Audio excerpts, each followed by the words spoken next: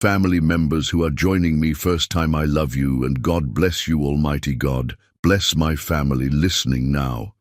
Give peace to their homes, strength to their hearts, and endless love to my precious sisters, mothers and daughters. Cover them with mercy and joy. Amen. My family, I don't write for views, I write for you. Every story comes from my heart. But when many leave halfway, it hurts, as if my hard work means nothing. Still, I promise to always give my best. My strength is Binta, who changed me with her love and wisdom. And to my new family members, don't judge me too quickly. Ask my old family. They know Mr. Peter never cheats your heart.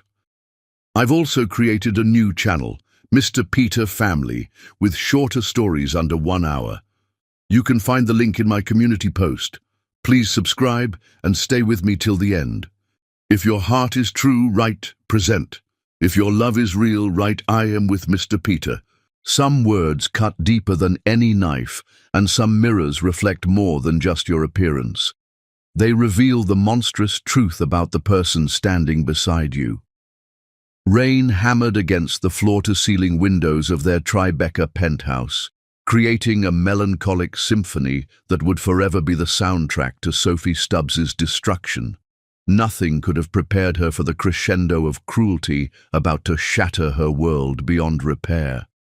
Look at yourself, Sophie. The words dripped venom as Corbin Stubbs positioned himself behind his wife at their bedroom mirror, his reflection radiating disgust. Sophie's hands shook as she smoothed the black dress, the same one she'd worn to 3 events this month because nothing else fit since the miscarriage. You are ugly. No man would ever truly desire you. I only married you for convenience. The mirror revealed everything, Sophie's eyes filling with tears, her husband's contemptuous sneer, the extra weight that grief and medication had added to her frame. What it couldn't show was her heart splintering into fragments too small to ever rebuild.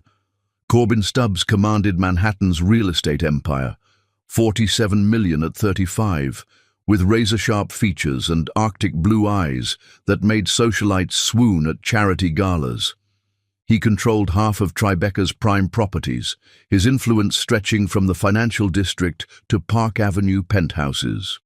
Sophie had been his Columbia sweetheart, the scholarship girl from Long Island who'd balanced business classes with 3 part-time jobs.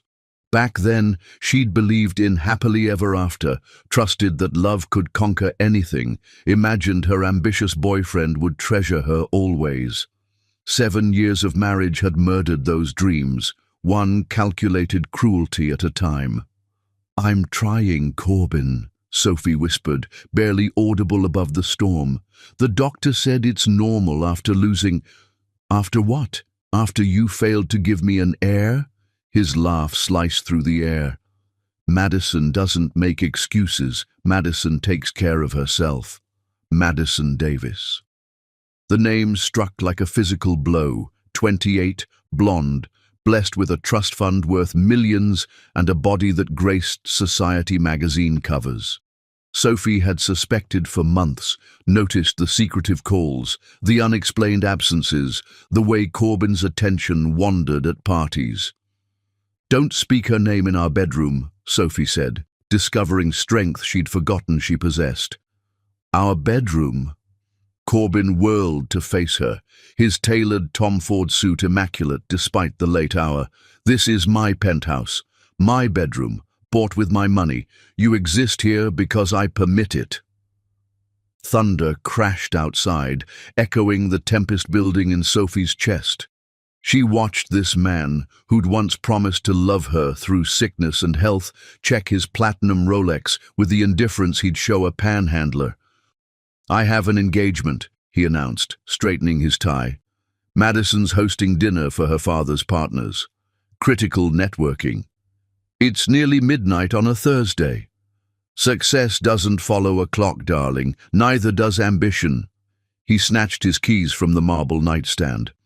Try to improve your appearance before Mother's charity luncheon Saturday. You're becoming an embarrassment.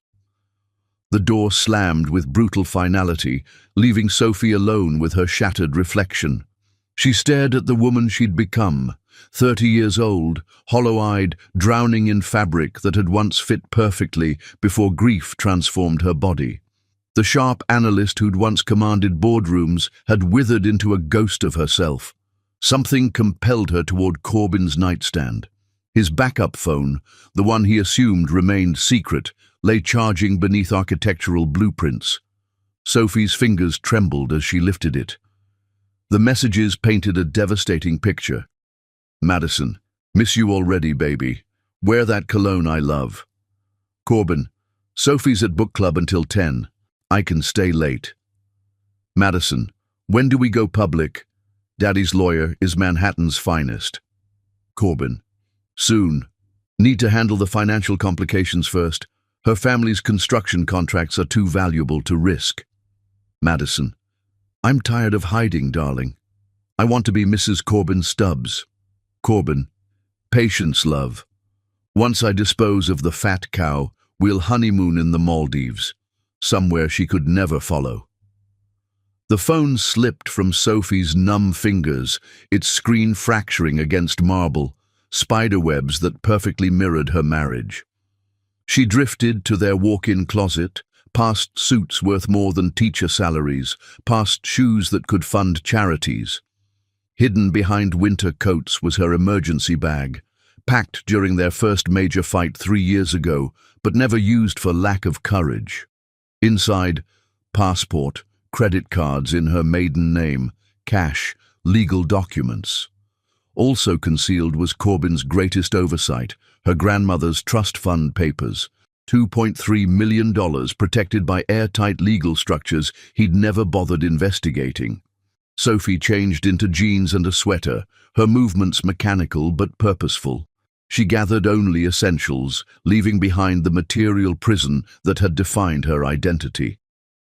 At the last moment, she removed her wedding ring, 3 carats that had once symbolized eternal love, and placed it beside a note written on his monogrammed stationery. You wanted ordinary gone. Congratulations. The elevator descended through floors of broken dreams. Her Range Rover would remain, another symbol of dependence she was abandoning. Instead, she called a taxi from the lobby, directing the driver to a Queens address Corbyn would never think to search. Manhattan's skyline receded like a discarded painting as Sophie Stubbs planned her metamorphosis. When she returned, and she would return, it wouldn't be as the broken woman fleeing into darkness. It would be as someone who could make him experience every ounce of pain he'd inflicted. The taxi driver studied her in his mirror. Everything all right, miss? You look like you've seen a ghost. Sophie wiped away her final tear for Corbyn Stubbs and smiled genuinely for the first time in months. No, she said, her voice stronger than it had been in years. I think I just buried one. But what Corbyn didn't know was that Sophie had a secret trust fund and 6 months to plan the perfect revenge. Chapter 2. The Disappearance. They say revenge is a dish best served cold, but sometimes it's worth waiting for it to freeze into something that can shatter a man's entire world. 6 months. 183 days since Corbyn Stubbs had discovered that vacant space where his wife's wedding ring once lived on their nightstand, and still the sight made his chest constrict with emotions he refused to acknowledge as regret. Mr. Stubbs, we've exhausted every lead. Detective James Rodriguez settled into the leather chair across from Corbyn's mahogany desk, his weathered hands folded over a case file grown embarrassingly thin. Your wife Sophie has vanished without a trace. No credit card activity, no cell phone signals, no verified sightings. She's disappeared completely. Corbyn reclined in his chair, Manhattan's skyline sprawling beyond windows that had cost more than suburban homes. 26 floors below, the city thrived with relentless energy, but up here, everything felt suffocating. Her family? Corbyn asked, though he dreaded the answer. Robert and Helen Smith maintain they haven't heard from her. Same with Sister Margaret in Boston. Either they're protecting her or... Rodriguez shrugged. Perhaps she genuinely doesn't want to be found. The detective left unspoken what everyone suspected. Maybe Sophie had excellent reasons for vanishing. Patricia Chen, Corbyn's secretary, knocked before entering, a privilege earned through 8 years of managing his increasingly chaotic existence. "Your mother's here, Mr. Stubbs. She appears distressed." Before Corbyn could respond, Eleanor Stubbs swept in like an approaching hurricane, her silver hair immaculately styled despite obvious agitation. At 62, she dominated every space she entered, a force who'd raised Corbyn to be ruthless in business and charming in society. Today, she looked ready for war. "Detective Rodriguez, thank you for your efforts. Please excuse us," she commanded with icy authority. Rodriguez gathered his files efficiently. "I'll continue searching, Mr. Stubbs, but after 6 months, you should consider that your wife may prefer staying lost." The door's soft click left Corbyn facing the woman who'd taught him everything about power and who'd apparently learned disturbing truths about how he'd chosen to abuse it. "Corbyn Michael Stubbs." Eleanor's voice could have frozen champagne. "I just endured the most enlightening lunch with Helen Smith." Terror gripped Corbyn's throat. Sophie's mother and his mother had maintained friendship for decades, bonding over charity work and shared hopes for grandchildren that would never exist. "Mother, let me explain." "Explain?" Eleanor's laugh could shatter crystal. "Explain how you destroyed the finest woman who ever loved you. Explain how you humiliated someone who worshipped you completely. Explain how you made my dearest friend weep into her salad while recounting what kind of monster I raised." Each word struck like artillery fire. Corbyn had witnessed his mother's anger before, when he'd wrecked her Bentley at 17, when he'd abandoned Harvard Business School for 6 months of European soul-searching. But this transcended anything he'd experienced. Sophie was fragile, Corbyn protested weakly. She couldn't handle our lifestyle demands. She gained weight, stopped maintaining herself. "She lost your baby, you soulless bastard." Eleanor's composure shattered completely. "She miscarried your child, and instead of comforting her, you pursued that blonde parasite while making Sophie feel worthless." The intercom buzzed sharply. "Mr. Stubbs," Patricia's voice carried careful neutrality. "Ms. Davis has arrived for your lunch meeting." Eleanor's eyes turned predatory. "Perfect. Send her up. I'm eager to meet the woman who destroyed my son's marriage." "Mother, please don't what? Don't acknowledge that you discarded a woman who supported your dreams before you possessed a penny. Don't recognize that you're dating a child who only wants your bank account." Madison Davis entered like she owned the building, all designer legs and practiced confidence. Her platinum hair caught afternoon sunlight through the windows, her smile radiating the artificial warmth of someone who'd never questioned her welcome. "Eleanor, how delightful seeing you again," Madison chirped, apparently oblivious to the Arctic atmosphere. "Madison!" Eleanor's tone could have wilted roses. "I was just departing. Corbyn, we'll finish this conversation later, at home, where Sophie used to belong." The door slammed with enough force to rattle the windows. Madison gracefully claimed Rodriguez's vacated chair, crossing her legs with practiced elegance. "Your mother seems stressed. Perhaps she needs a spa retreat. Daddy always says tension ages women terribly." Corbyn barely registered her words. His mind was calculating losses he was only beginning to comprehend. Eleanor's disapproval was personally devastating, but the business implications were catastrophic. Eleanor controlled the Stubbs family trust that had funded his initial developments. Without her support, his credit was already contracting. "Corbyn." "Hello." Madison waved manicured fingers before his face. "I asked when we're announcing our engagement officially. The Whitneys are hosting their autumn gala next month, and I need to order my ring." "Ring?" Corbyn struggled to focus. "Madison, we've discussed this. The divorce isn't finalized." Divorce is irrelevant. Sophie's gone. She won't return. Madison's voice carried the casual cruelty of someone who'd never faced real consequences. Besides, Daddy's attorneys say 6 months of abandonment provides grounds for divorce. We could marry by Christmas. Something twisted in Corbin's chest. Christmas. He remembered last year, Sophie making her grandmother's pancakes while wearing his Columbia shirt, her hair messy from sleep, laughing at his terrible jokes. She'd been luminous then, beautiful in ways that transcended makeup or designer clothes. "I need time to think," Corbin said. Madison's perfect smile wavered. "Think about what? We've planned this for months." The intercom buzzed again. "Mr. Stubbs, William Anderson is here. He says it's urgent." William Anderson entered like a man bearing catastrophic news, his usual jovial demeanor replaced by grim concern. At 55, he'd mentored Corbin for a decade, helping build Stubbs Development into Manhattan's premier real estate firm. "Madison, would you excuse us?" William's tone was polite but inflexible. "Actually, Madison should hear this," Corbin said, surprising himself. "If we're marrying, she should understand the business." William's expression darkened further. "Corbin, we need privacy." "Just tell me, William." "Fine." William slammed a folder onto the desk. "Morrison project is dead. They're withdrawing completely. Brooklyn development investors want an emergency meeting to reassess their position. The city's affordable housing contract has been mysteriously delayed." Blood drained from Corbin's face. Those 3 projects represented over $200 million in potential revenue.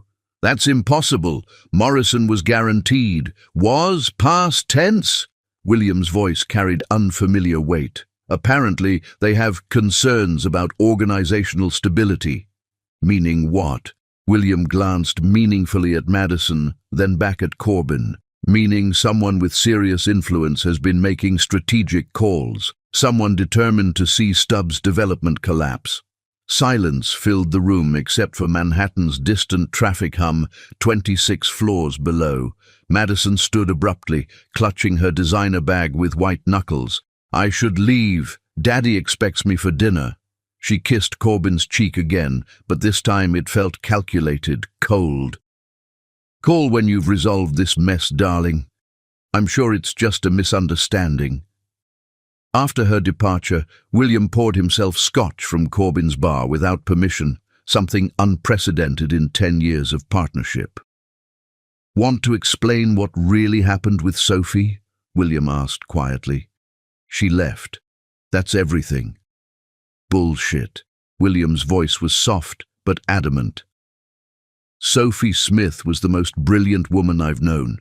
She's also the only person who made you act human instead of like a spreadsheet. So I'll ask again, what did you do?" Corbin stared at the city that had once felt like his empire. Now it seemed like a prison, and he suspected the walls were closing in faster than he'd realized. "I threw away a diamond for worthless glass," he admitted finally, the words tasting like poison. William nodded grimly. "Then God help you, son, because if Sophie's half as smart as I believe, you're about to discover exactly what you lost." But karma was preparing the shock of his lifetime.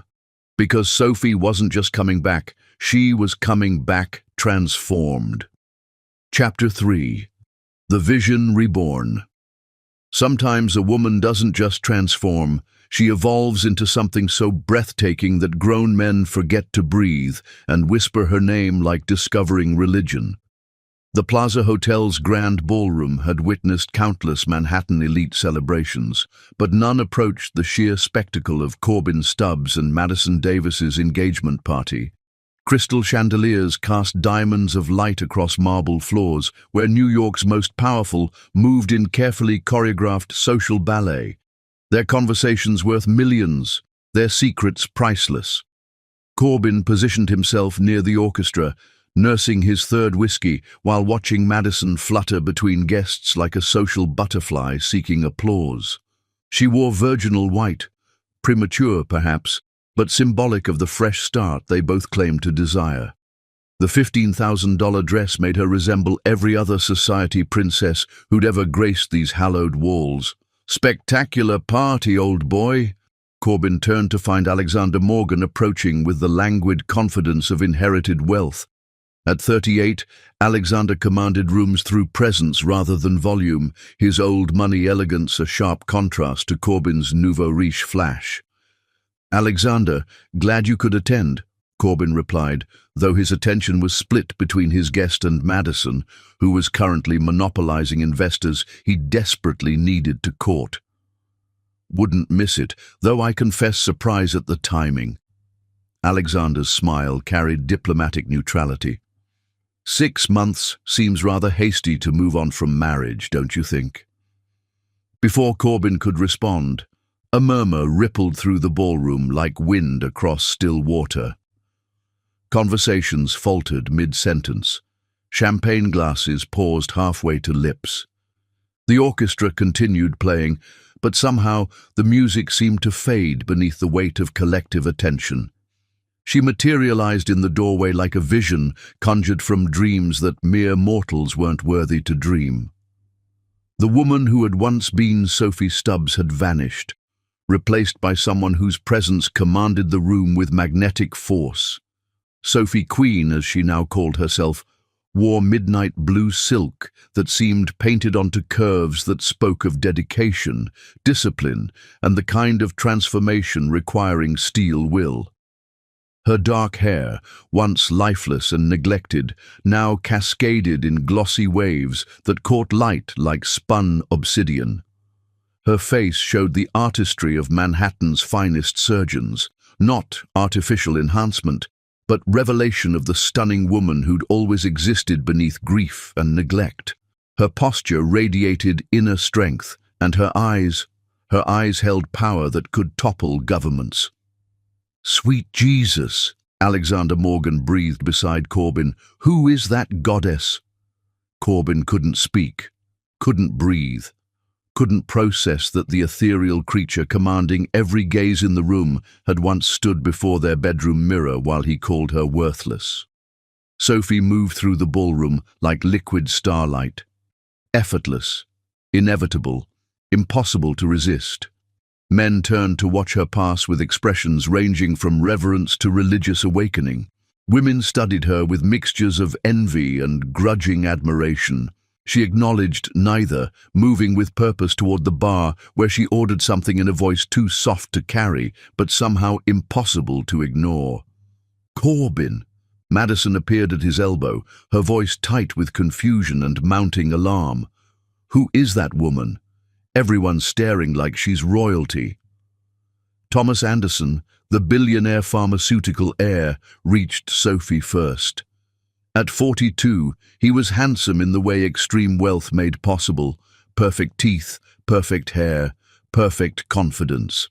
He offered her champagne and received a smile that could have powered Times Square. "She's absolutely stunning," gasped Victoria Whitney, the mayor's daughter, fanning herself dramatically. "I've never seen anyone carry themselves like that. It's like watching a queen." "More than royalty," murmured Patricia Lewis, whose husband controlled half the Upper East Side. "Royalty is inherited. That kind of presence is earned through fire." Whispers began spreading through the ballroom like ripples in a pond. "Who is she? I've never seen her before at society events. Look at that gown. That's custom Versace, easily 50,000. Did you see how Thomas Anderson approached her? He never approaches anyone first. She's not wearing a wedding ring. My God, she's absolutely magnificent." Corbin watched in growing horror as his engagement party transformed into Sophie's debut. Every conversation now revolved around speculation about the mysterious beauty who'd appeared like a force of nature. Madison's white dress suddenly seemed amateur, her carefully planned entrance forgotten, her moment stolen by a woman who wasn't even trying to compete. "Madison," Corbin said slowly, his voice sounding foreign to his own ears. "Perhaps we should announce the engagement." But Madison wasn't listening. She was staring at Sophie with the expression of someone solving a puzzle she didn't want to complete. "Those cheekbones," Madison whispered. "Those eyes. Corbin, she looks familiar somehow." Benjamin Davis, Madison's cousin and a federal judge, approached their group with unusual excitement. "Have you seen the woman by the bar? I swear I recognize her from somewhere, but I can't place where—" Sophie turned at that moment, her gaze sweeping across the ballroom with casual indifference until it found Corbin. For exactly 3 heartbeats, their eyes met across the crowded room. In those 3 heartbeats, Corbin felt the full weight of what he'd destroyed crash down on him like a collapsing skyscraper. Her expression didn't change. She didn't smile, didn't frown, didn't acknowledge him in any way an observer would notice. But in those 3 heartbeats, Corbin saw something in her eyes that made his knees weak. Complete and total indifference. She turned back to Thomas Anderson, laughing at something he'd whispered with genuine delight. And Corbin realized that the woman who had once loved him desperately now felt absolutely nothing for him. "Oh my God!" Madison's voice emerged as a strangled whisper. "Oh my God, Corbin! That's her, isn't it? That's Sophie!" The words carried further than Madison intended. Conversations stopped, heads turned, the orchestra played on, but the ballroom had become a theater, and they were all witnessing the most dramatic performance of the social season. "Sophie!" Victoria Whitney's voice was loud enough to carry across half the room. "As in Sophie Stubbs? Corbin's ex-wife?" The whispers exploded into shocked murmurs. "That's Sophie Stubbs. The woman he left for Madison. But she's absolutely gorgeous. How could anyone leave someone who looks like that? What was he thinking? The man must have been blind." Judge Benjamin Davis laughed, a sound carrying clear disapproval. "Well, I'll be damned. Corbin, you magnificent fool. Do you comprehend what you've done?" At the bar, Sophie showed no sign of hearing the commotion. She was deep in conversation with Thomas Anderson, who seemed utterly captivated by whatever wisdom she was sharing. As Corbin watched, she placed her hand briefly on Thomas's arm, a casual gesture that somehow seemed more intimate than any kiss. Alexander Morgan shook his head in amazement. "I've witnessed some colossal mistakes in my time, old boy, but this might be the greatest blunder in Manhattan social history." "She's breathtaking," breathed Eleanor Hoffman, the governor's wife. "Absolutely radiant. How tragic. He left a diamond for fool's gold." Madison heard the comment and went deathly pale. "I need air," she whispered. And before Corbin could stop her, she was fleeing toward the terrace with tears streaming down her face. The engagement party continued, but the focus had irreversibly shifted. Sophie Queen had become the center of attention without effort, without design, simply by existing in a space where everyone could witness what Corbin Stubbs had been stupid enough to discard. As the evening progressed, a steady stream of Manhattan's most eligible bachelors found reasons to approach the bar. Sophie received their attention with gracious ease, making each feel clever and important while giving none more encouragement than polite conversation warranted. Corbin stood frozen in place, watching his former wife, transformed into someone he barely recognized, command the room that was supposed to celebrate his new beginning. The whiskey in his hand might as well have been poison. His mouth was dust, his palms were sweating, and for the first time in his adult life, he felt completely powerless.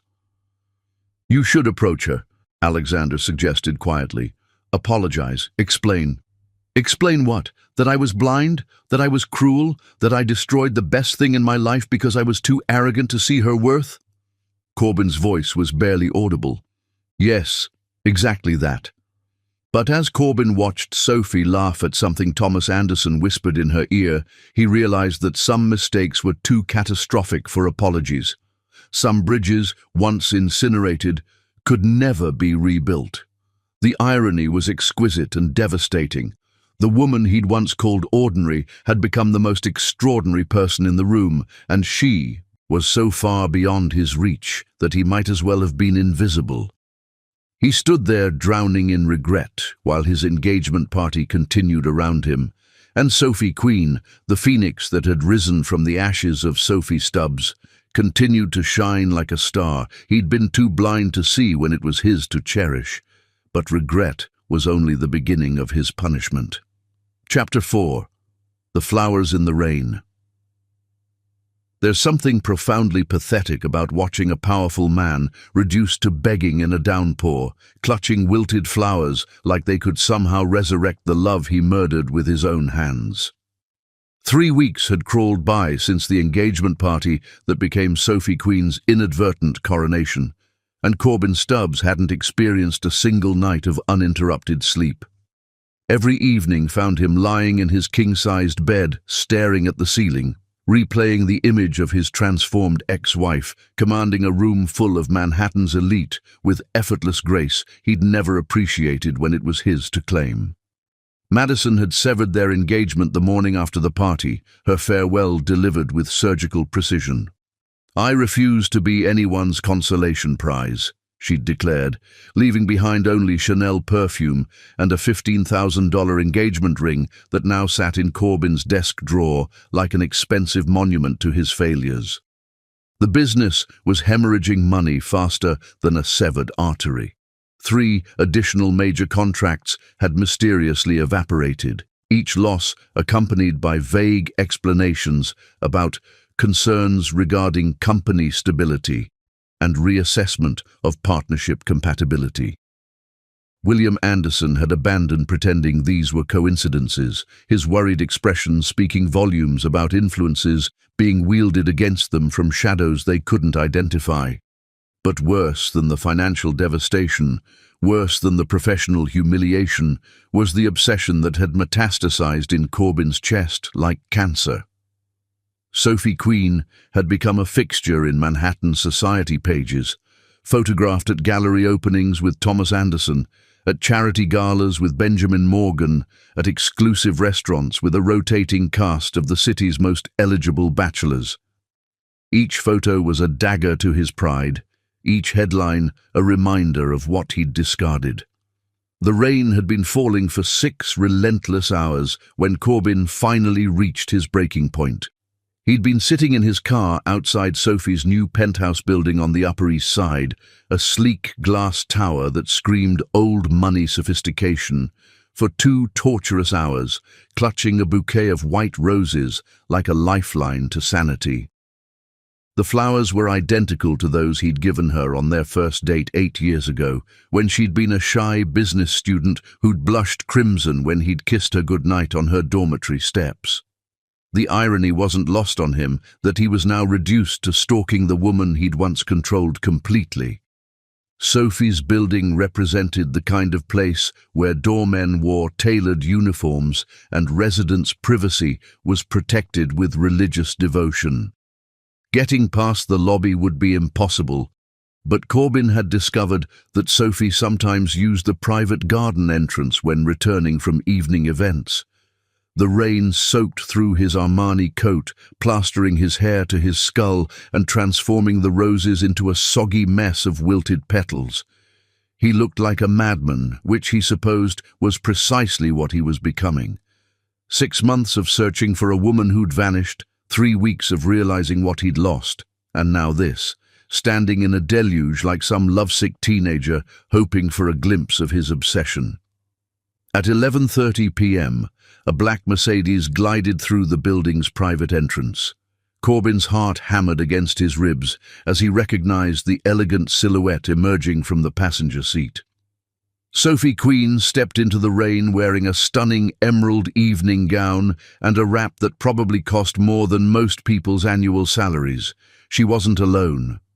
Benjamin Morgan emerged from the driver's side, tall and distinguished in his tuxedo, moving with the unhurried confidence of a man who'd never doubted his welcome anywhere. He opened an umbrella with practiced gallantry, shielding Sophie from the storm as they walked toward the building's entrance. Corbin stumbled forward from the shadows, the ruined bouquet clutched in his trembling hands. "Sophie, please, just listen once." Sophie stopped so abruptly that Benjamin nearly collided with her. She turned slowly, and even through the rain and darkness, Corbin could see the moment she recognized him. Her expression didn't change. No surprise, no anger, no fear.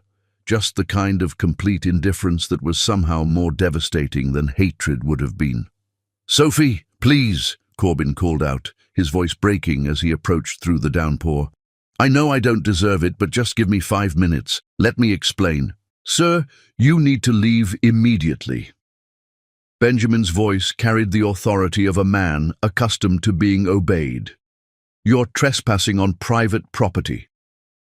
But Corbin only had eyes for Sophie. Up close, she was even more magnificent than she'd been at the party. The rain had turned her dark hair sleek and glossy, framing a face that belonged in Renaissance masterpieces. Her green eyes he'd once dismissed as plain, now seemed to hold depths he'd never bothered to explore. "These are for you," he said pathetically, extending the bedraggled roses.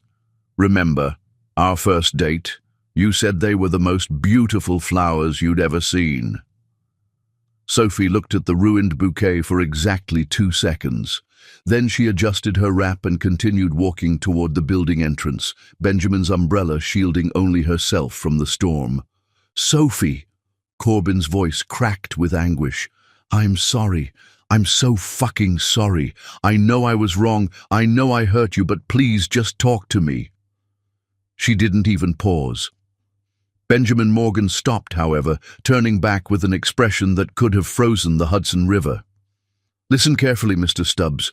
Ms. Queen has made it crystal clear that she has no interest in speaking with you. If you continue this harassment, I'll be forced to involve the authorities." "Harassment? She's my wife." "Ex-wife," Benjamin corrected coldly. "And even if she weren't, standing in the rain, stalking a woman who wants nothing to do with you is the behavior of a predator, not a husband." The words hit Corbin like individual punches. He watched helplessly as Benjamin escorted Sophie into the building, his protective gesture speaking of intimacy and care that Corbin had never shown the woman he'd claimed to love. The lobby doors closed with a soft thud that seemed to echo through the vacant courtyard. Corbin stood alone in the rain, holding wilted flowers and drowning in the silence that cut deeper than any screamed accusations could have. Sophie's silence was surgical in its precision. She hadn't called him names, hadn't told him he was pathetic, hadn't even acknowledged that he existed. She'd simply continued living her life as if he were no more significant than a stranger asking for directions. The rain intensified, turning the courtyard into a small lake. Corbin's shoes were ruined, his suit was destroyed, and the roses had disintegrated into a collection of brown petals that looked like the remnants of his marriage. He thought about their early days, when Sophie would illuminate whenever he entered a room. She'd been so eager to please him, so grateful for his attention, so desperately in love with the idea of being chosen by someone like him. He'd taken that devotion for granted, had seen it as weakness instead of recognizing it as the rare and precious gift it was. Now she looked through him like he was made of glass. A security guard appeared from the building, his expression professional but firm. "Sir, I'm going to have to ask you to leave the premises. This is private property." Corbin looked up at the building's towering facade, trying to guess which lights belonged to Sophie's apartment. Was she up there now, telling Benjamin about the pathetic man who'd ambushed her in the rain? Were they laughing about his ruined flowers, his obvious desperation? Or, and this was somehow worse, was she not thinking about him at all? "Sir," the security guard's voice was more insistent now. Corbin dropped the destroyed bouquet and walked back to his car, each step feeling like surrender. His hands shook as he started the engine, the dashboard lights illuminating a face that looked 10 years older than it had that morning. As he drove through the rain-soaked streets of Manhattan, past buildings he'd once felt destined to own, Corbin realized that Sophie's silence was the most eloquent condemnation he'd ever received. She didn't need to tell him he was pathetic. Her indifference spoke volumes about how thoroughly he'd destroyed any feelings she'd once harbored for him. He'd stood in the rain, begging for scraps of attention from a woman who'd once loved him unconditionally, and she'd given him exactly what he deserved: nothing. The irony was bitter and perfect. He'd spent 7 years taking Sophie's love for granted, dismissing her attempts to please him, ignoring her frantic desire for his approval. Now their roles were reversed, and he was the one begging for acknowledgement from someone who had learned to live without him. By the time he reached his empty penthouse, Corbin understood that this was only the beginning of his punishment. Sophie Queen wasn't going to scream at him or demand explanations or give him the dramatic confrontation his guilt craved. She was going to do something far more devastating. She was going to continue being magnificent while treating him like he'd never existed. That silence tortured him more than her anger ever could. Chapter 5. The Public Apology. Pride is a fortress that protects a man's ego from reality, but sometimes desperation becomes a battering ram that brings even the strongest walls crashing down in the most spectacular and mortifying way possible. The Columbia University Business School auditorium buzzed with anticipation as 200 MBA students settled into their seats for what promised to be one of the semester's most anticipated guest lectures. The topic was Strategic Corporate Transformation in the Digital Age, and the speaker was Sophie Queen, the enigmatic businesswoman who'd seemingly materialized from nowhere to become one of Manhattan's most sought-after consultants. Professor Michael Chen stood at the podium, adjusting his microphone as he prepared to introduce the woman whose reputation had preceded her into academic circles like wildfire. Ladies and gentlemen, it's my privilege to introduce someone who has revolutionized 3 Fortune 500 companies in the past 6 months, whose insights have been featured in Harvard Business Review, and whose transformation strategies have become the gold standard for corporate evolution. In the back row, concealed behind a pillar, Corbin Stubbs watched through bloodshot eyes as his ex-wife commanded the stage with the kind of presence he'd never recognized when she'd been his to claim. 2 weeks had crawled by since the rain-soaked disaster outside her building, 2 weeks of sleepless nights and bourbon-fueled attempts to understand how he'd become so obsessed with a woman he'd once dismissed as ordinary. Sophie stood at the lectern wearing a charcoal grey power suit that transformed her into something between a general and a goddess. Her hair was pulled back in a severe chignon that highlighted the elegant bone structure he'd been too blind to appreciate. When she spoke, her voice carried through the auditorium with the kind of authority that made even veteran executives lean forward to catch every word. Transformation, she began, is not about becoming someone new. It's about having the courage to become who you were always meant to be. The irony of her words hit Corbin like artillery fire. He'd spent the morning drinking coffee spiked with whiskey, rehearsing what he would say if he could just secure 5 minutes alone with her. The plan had been to wait until after her lecture, approach her privately, perhaps convince her to have dinner somewhere they could talk without interruption. But as he watched her captivate an auditorium full of brilliant minds, as he saw students hanging on her every word with the kind of reverence he'd never shown her insights, something inside him snapped.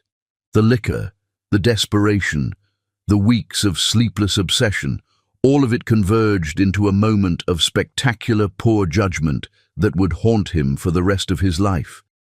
The key to successful transformation, Sophie continued, is understanding that change requires both vision and sacrifice. You must be willing to let go of who you were to become.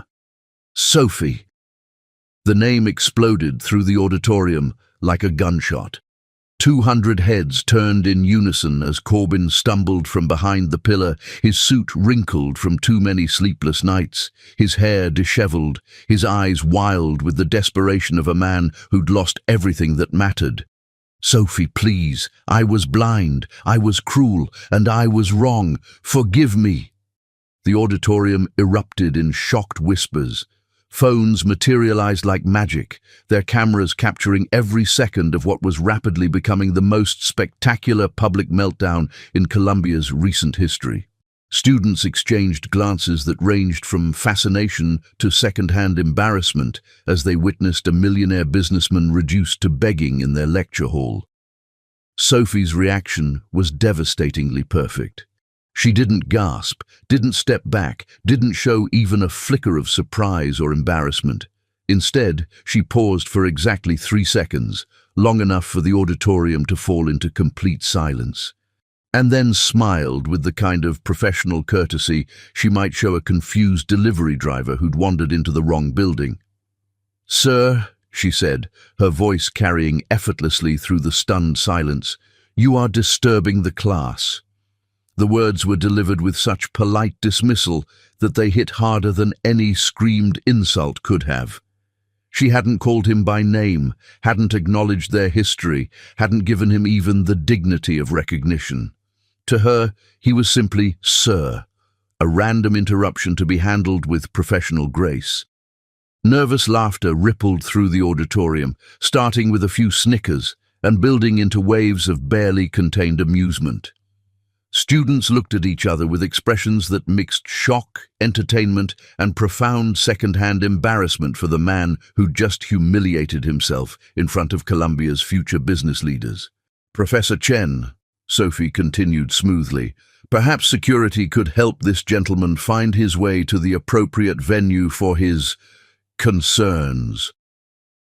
Professor Chen, clearly mortified by the disruption to his prestigious guest lecture, frantically gestured toward the campus security guards who were already moving down the aisles. Sir, I'm going to have to ask you to leave immediately. This is a private academic event." But Corbin was beyond caring about dignity or consequences. The alcohol, the desperation, and the sight of Sophie treating him like a stranger combined to strip away the last of his self-control. "You don't understand," he called out, his voice cracking with emotion. "I love her. I've loved her for 8 years. Sophie, I know I hurt you. I know I was terrible, but please just give me one chance to explain." The phones captured every word, every gesture, every moment of his spectacular downfall. Colombia Breakdown started trending within minutes, accompanied by videos of a disheveled millionaire begging his ex-wife for forgiveness while she stood at a podium looking like the CEO of his nightmares. "Security!" Professor Chen's voice was sharp with authority. "Remove this man immediately!" 2 guards approached Corbin from either side, their expressions professionally neutral, but their body language suggesting they'd had experience with intoxicated alumni making scenes at academic events. The students watched with rapt attention as the drama unfolded, some looking sympathetic, others clearly enjoying the spectacle of watching privilege and power reduced to pathetic desperation. "Sophie, please!" Corbin's voice was raw with anguish as the guards took his arms. "I lost you once because I was stupid. Don't make me lose you again because I was too proud to beg." For just a moment, barely a heartbeat, something flickered across Sophie's face. Not forgiveness, not love, but perhaps the faintest shadow of pity for the man who'd once shared her bed and was now making a public spectacle of himself in front of strangers. Then the moment passed, and her expression returned to professional neutrality. "As I was saying before the interruption," she continued, her voice steady and clear, "transformation requires the courage to let go of past mistakes and focus on future possibilities. Moving forward often means accepting that some chapters of our lives have ended permanently." The message was unmistakable, and the students understood it perfectly. Several of them actually applauded, not for Corbin's removal, but for Sophie's masterful handling of what could have been a mortifying situation.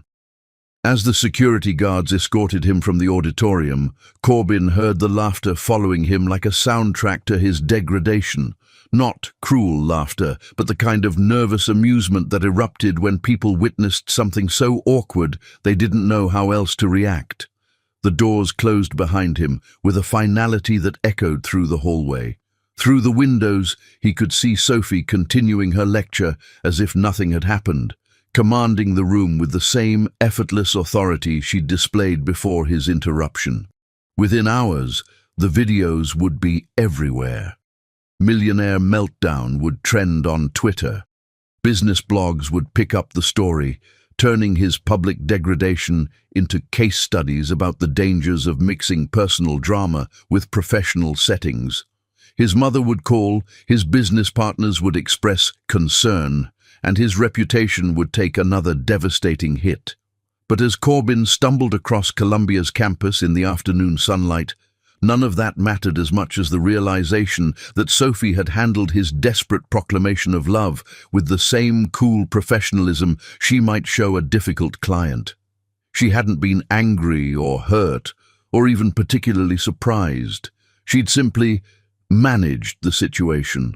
He'd poured out his heart in front of 200 witnesses, had sacrificed the last of his dignity on the altar of his obsession, and she'd treated it like a minor scheduling inconvenience. The message was clear. Sophie Queen had evolved beyond the reach of Corbyn Stubbs's regrets, and all the public apologies in the world wouldn't change the fact that she'd learned to live without him.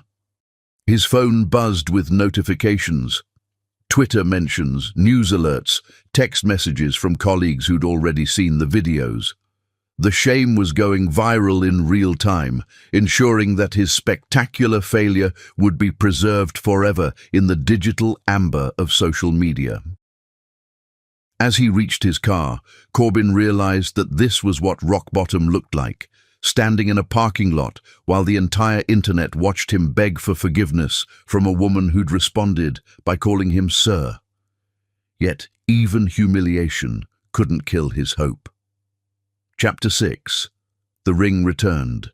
Some gestures are meant to heal old wounds, but when they're performed by the wrong person at the wrong time, they become monuments to delusion and the desperate refusal to accept that some stories have already ended.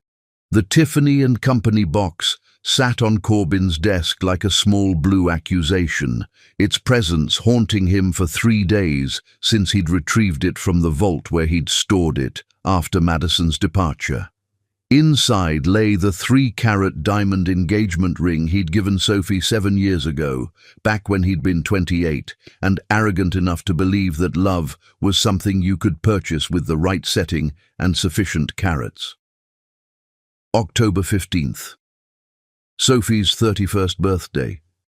He remembered because she'd reminded him every year for 7 years, had circled the date on their shared calendar, had planned intimate dinners that he'd often postponed for business meetings that seemed more important at the time. How many of her birthdays had he ruined with his indifference? How many celebrations had he treated as inconveniences rather than opportunities to show her she mattered? The viral degradation at Columbia had been 3 weeks ago, and the internet had finally moved on to fresher scandals. But Corbyn's obsession had only deepened, fed by the complete absence of reaction from Sophie. No angry phone calls, no restraining orders, no acknowledgement that his public breakdown had even occurred. She'd simply continued existing in her new life while he spiraled deeper into his private hell.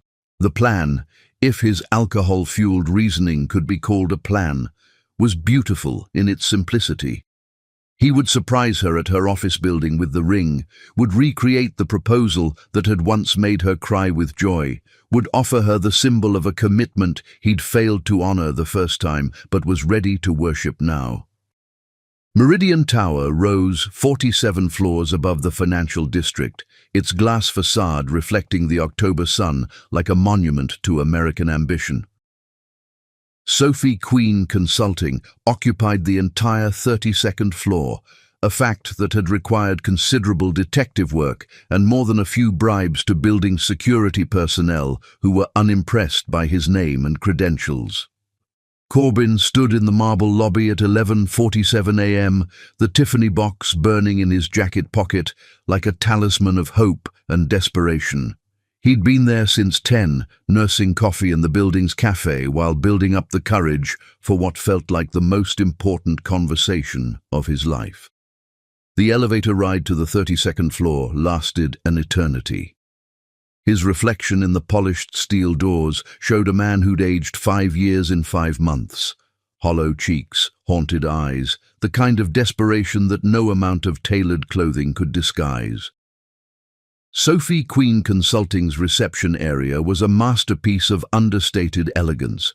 Floor-to-ceiling windows offered breathtaking views of Manhattan Harbor, while modern art and fresh orchids created an atmosphere of sophisticated success. The receptionist, a poised woman in her 40s, looked up with the kind of trained smile that suggested she was accustomed to dealing with walk-in clients who believed their problems were urgent enough to warrant immediate attention. "Good morning. How may I help you?"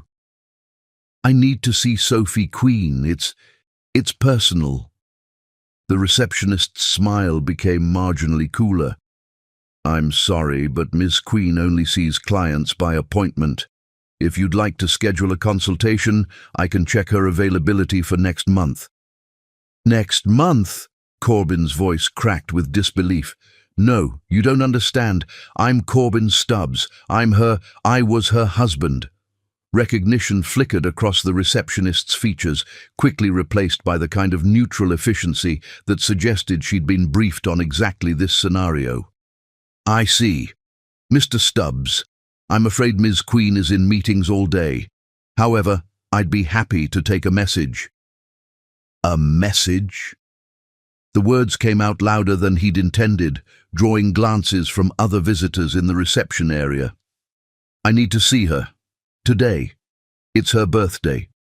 Sir, I understand this may be important to you, but 5 minutes.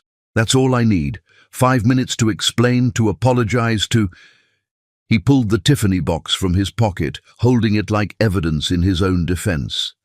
"To give her this." The receptionist's expression shifted from courtesy to something approaching pity. "Mr. Stubbs, please understand that Ms. Queen has been very clear about her preferences regarding personal visits. I cannot interrupt her schedule for unannounced appointments." Through the glass walls of the reception area, Corbin could see figures moving in the conference rooms beyond. Was Sophie in one of those rooms?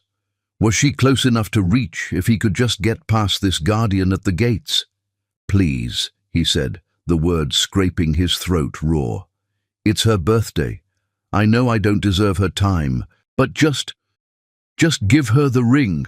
Tell her I remember now. Tell her I remember everything." The elevator dinged behind him, and Corbin's heart stopped as he recognized the voice that emerged from it. "Jennifer, has the Morrison contract been finalized? I want to review the liability clauses before—" Sophie Queen stepped into the reception area, wearing a navy blue dress that transformed her into something between a CEO and a work of art. Her hair was shorter than it had been at Columbia, cut in a sharp bob that framed her face with geometric precision. She carried herself with the kind of confidence that spoke of someone who'd learned to navigate rooms full of men who underestimated her and had taught them all to regret that mistake. She saw him immediately, of course. There was no moment of surprise, no shock of recognition, no pause in her perfectly controlled composure. She simply acknowledged his presence the way she might notice a piece of furniture that had been rearranged while she was out. "Mr. Stubbs." Her voice was coolly neutral, the same tone she might use to address a vendor who'd shown up with the wrong delivery. "This is unexpected. Sophie." Her name came out as a prayer, a plea, a frantic attempt to bridge the chasm that had opened between them. "I know I don't have an appointment, but it's your birthday and I needed to give you this." He held out the Tiffany box with trembling hands, the small blue cube representing every regret, every sleepless night, every moment of frantic realization that he'd thrown away something irreplaceable. Sophie looked at the box for exactly 3 seconds. When she raised her eyes to meet his, Corbin saw nothing. No anger, no hurt, no curiosity about what might be inside. Just the kind of polite indifference she might show a stranger offering directions to somewhere she didn't want to go. "Let me start again," he continued, his voice breaking as he dropped to one knee in the reception area of her company, surrounded by clients and employees who were now witnessing the second public degradation of his life. "Sophie, I was blind. I was cruel. I threw away the best thing that ever happened to me because I was too stupid to see what I had."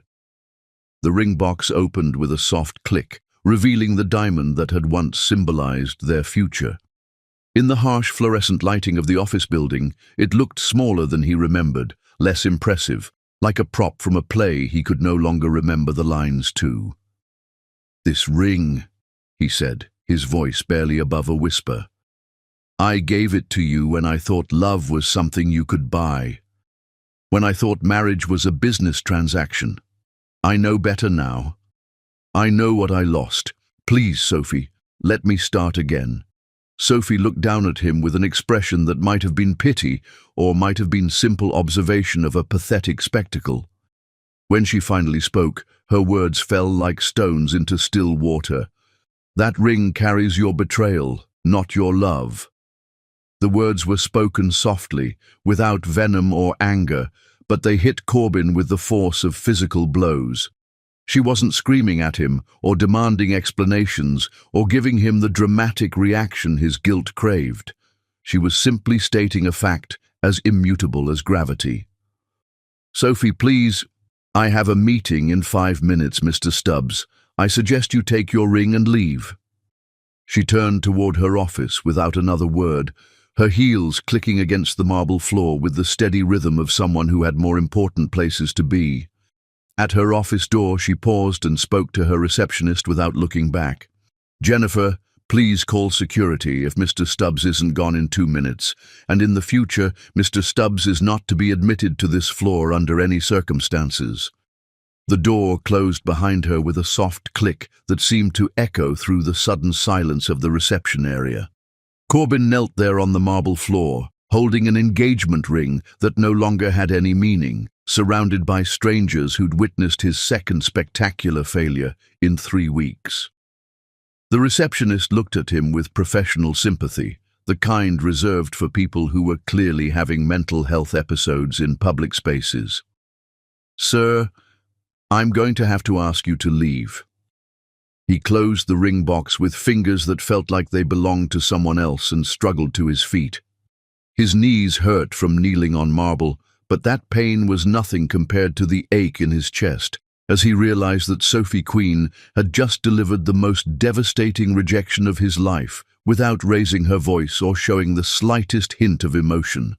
She hadn't taken the ring, hadn't thrown it back at him, hadn't given him the dramatic confrontation that might have felt like progress, like engagement, like proof that she still cared enough to be angry. Instead, she'd simply stated that the symbol of their former love now represented only his failures, and she'd walked away from both the ring and the man offering it with the same casual indifference she might show yesterday's newspaper. As the elevator descended toward the lobby, Corbin understood that he'd just been erased. Not destroyed, not defeated, but simply made irrelevant to the life of the woman who'd once loved him more than her own happiness. The ring box felt heavier in his pocket than it had going up, weighted down with the knowledge that some gestures were too little, too late, and that some wounds once inflicted could never be healed by the very hands that had caused them. Every rejection only made him burn with more desperation. Chapter 7. The Family Intervention. When a man has lost everything else, he often turns to the one place he believes love should be unconditional, only to discover that some betrayals are so complete they poison even the deepest wells of family loyalty.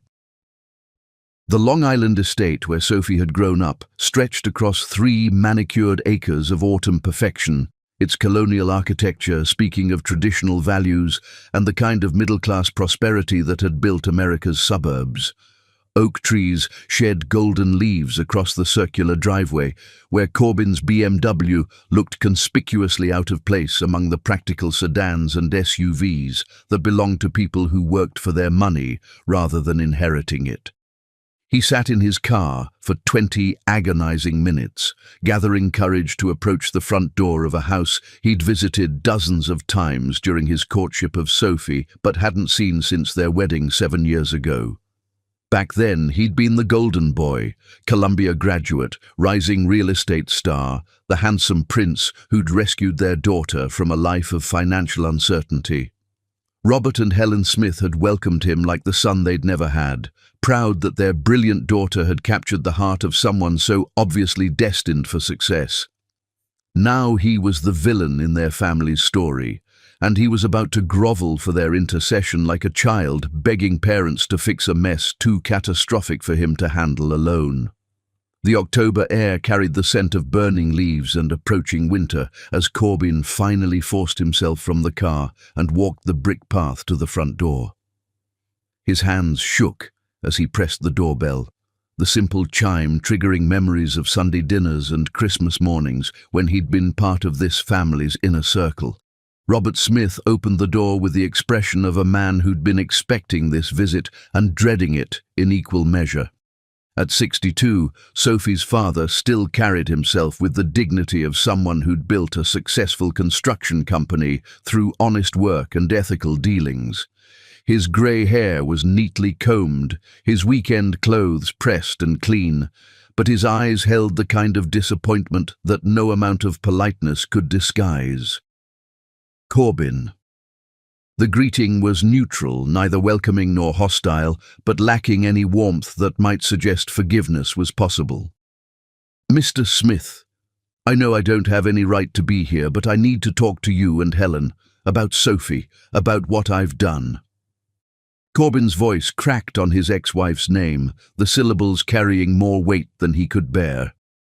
Robert studied him for a long moment, taking in the hollow cheeks, the haunted eyes, the expensive suit that couldn't disguise the desperation bleeding through his carefully maintained facade.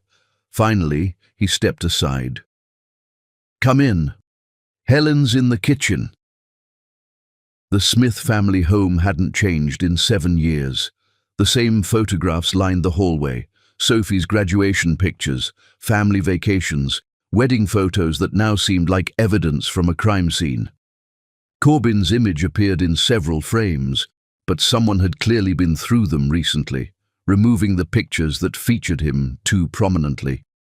What remained were careful crops that included him only as necessary background to preserve Sophie's memories. Helen Smith stood at the kitchen sink, her back rigid with the kind of tension that suggested she'd been preparing for this confrontation.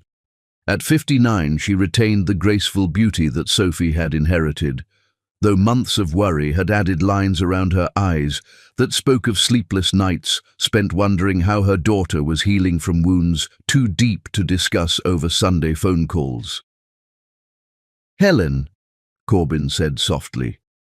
She turned slowly, and the expression on her face nearly brought him to his knees. It wasn't anger or hatred. It was something far more devastating. It was the look of a mother who'd watched her child suffer and knew exactly who was responsible for that suffering. "Corbin." Her voice carried the weight of every tear Sophie had shed, every phone call where her daughter had tried to hide her pain. Every sleepless night, Helen had spent imagining the cruelty that had driven her child to disappear for 6 months without contact. "You look terrible." The observation was delivered without satisfaction or sympathy, just stated as fact. Corbin did look terrible. He'd lost 25 pounds, had aged 5 years in 5 months, and currently resembled a scarecrow dressed in designer clothing. "I deserve that," he said, his voice barely above a whisper. "I deserve far worse." "Yes," Helen said simply, "you do." Robert gestured toward the kitchen table where they'd shared so many family meals in happier times. "Sit down, son. Say what you came to say." The endearment, "son," hit Corbin like a physical blow. Even now, even after everything, Robert Smith's fundamental decency wouldn't allow him to withdraw the familial affection that had once felt like birthright. Corbin collapsed into the chair across from Sophie's parents, his composure finally cracking completely. The words came out in a broken rush of confession and desperation. I lost her. I lost the best woman in my life because I was too proud, too stupid, too blind to see what I had. Helen, I said things to her that I can't take back. I hurt her in ways that—" He stopped, choking on admissions that felt like swallowing glass. "I destroyed her. And now she won't even look at me. She treats me like I'm nobody, like I never existed, and I don't know how to live with what I've done." Helen's expression didn't soften. If anything, it became more granite-like as she absorbed the confirmation of what she'd suspected for months. "Tell me exactly what you said to my daughter, Corbin. Tell me what you did that made her disappear for 6 months without telling her own mother where she was going."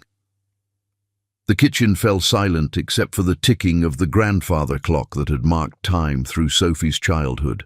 Corbin looked into the faces of the people who'd welcomed him as family and saw them waiting for him to confess sins they already knew he'd committed. "I called her ugly," he whispered. "I told her no man would ever desire her. I said I only married her for convenience. I had an affair. And when she found out, I told my mistress that I couldn't wait to divorce the fat cow so we could honeymoon in Paris." Helen's intake of breath was sharp enough to cut glass. Robert's hands clenched into fists that spoke of violence barely contained by decades of civilized behavior. "You called my daughter ugly?" Helen's voice was deadly quiet. "My Sophie. My beautiful, brilliant, loving daughter who worshipped the ground you walked on. I was wrong. I was so fucking wrong. Helen, she's not ugly. She's magnificent. She's become this incredible woman, this force of nature, and I threw her away like garbage because I was too blind to see." "Stop!" Robert's voice carried the authority of a man who'd spent 40 years managing construction crews and brooked no arguments when safety was at stake. "Just stop talking, Corbin. You don't get to sit in my kitchen and praise my daughter's beauty now that she's learned to live without you. I know I don't deserve forgiveness. I know I don't deserve another chance. But maybe if you talked to her, if you told her how sorry I am—" "No." The single word came from the kitchen doorway. All three of them turned to see Sophie standing there, her hand still on the door handle, her face a mask of composure that couldn't quite hide the pain underneath. She was more beautiful than she'd ever been, wearing jeans and a cashmere sweater that somehow looked more elegant than any evening gown. Her hair fell in loose waves around her shoulders, and her skin glowed with the kind of health that came from finally learning to take care of herself instead of trying to please someone who'd never appreciated her efforts. "Sophie, honey." Helen rose from her chair, moving toward her daughter with the protective instincts of a mother bear. "I didn't know you were coming. I called an hour ago, but you were in the garden. I let myself in." Sophie's eyes never left Corbin's face, but there was no recognition there, no acknowledgement of shared history or buried feelings. Just the cool assessment of someone observing a mildly interesting specimen. "I heard voices and wanted to make sure you were okay." "I was just leaving," Corbin said, starting to rise from his chair. "No." Sophie's voice was calm, authoritative, the tone of someone accustomed to having her orders followed. "Stay. I want to hear this." She moved to stand beside her mother, one hand resting protectively on Helen's shoulder. The gesture was small, but spoke volumes about how the family dynamics had shifted. Sophie was no longer the child seeking approval, but the successful adult protecting parents who'd sacrificed for her happiness. "Corbin was telling us how sorry he is," Robert said carefully, his eyes moving between his daughter and the man who'd broken her heart. "How he wants us to intercede on his behalf." Sophie's smile was polite, distant, the expression she might wear while declining an invitation to an event she had no interest in attending. "I see. And what did you tell him?" Helen's hand covered her daughter's, the simple touch speaking of solidarity and shared strength. "We told him that some mistakes are too big for apologies, that some people don't deserve second chances." "Especially," Robert added, his voice heavy with disappointment, when they only realize what they've lost after someone else shows them what they threw away. Sophie nodded, as if this was exactly what she'd expected to hear. She looked at Corbin with the kind of detached interest an entomologist might show when studying a particularly pathetic insect. "Do you know what the worst part was, Corbin? It wasn't the affair. It wasn't even the cruel words. It was the realization that you never saw me at all. For 7 years, you lived with a woman you didn't know, didn't understand, didn't value. You married an idea of me that existed only in your head, the grateful little girl who'd be eternally thankful for your attention." Her words were delivered without anger or venom, just stated as fact, with the kind of clinical precision that made them cut deeper than screamed accusations could have. "Sophie, please, I forgive you," she said, and for a moment Corbin's heart leaped with desperate hope. "I forgive you for being exactly who you were, but forgiveness doesn't mean reconciliation. It just means I'm not going to carry your poison anymore." She kissed her mother's cheek, squeezed her father's shoulder, and headed back toward the door. At the threshold, she paused without turning around. "Mom, Dad, he doesn't deserve another chance. Don't let him manipulate your kindness into thinking otherwise." The door closed behind her with a soft click that seemed to echo through the sudden silence of the kitchen. Helen turned to face Corbin with tears in her eyes, but they weren't tears of sympathy for his pain. They were tears of pride for a daughter who'd learned to value herself enough to walk away from people who'd failed to cherish her properly. "You heard her," Helen said quietly. "She's forgiven you, which is more grace than you deserve. But she's also done with you, and so are we." Robert stood up, his meaning unmistakable. "I think it's time for you to leave, Corbin. And I think it's time for you to stop bothering our daughter." As Corbin walked back to his car, he could see Sophie through the kitchen window, hugging her parents with the kind of easy affection that spoke of relationships built on mutual respect and unconditional love.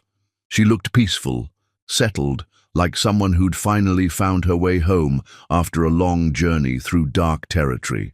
He'd come here hoping to recruit allies in his campaign to win her back. But instead, he'd witnessed something that cut deeper than any rejection. Sophie Queen was genuinely happy without him. The family he'd once been part of had closed ranks around their daughter, protecting her from the man who'd caused her pain. And Sophie herself had delivered the most devastating blow of all. Not anger, not hatred, but complete indifference wrapped in forgiveness that felt like a funeral blessing. It seemed his last chance was slipping away. Chapter 8. The Breaking Point.